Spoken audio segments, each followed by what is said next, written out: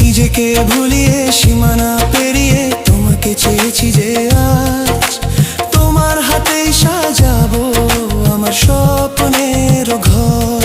আমি তোমার প্রেমে পড়ে দুনিয়া ভুলে গেছি।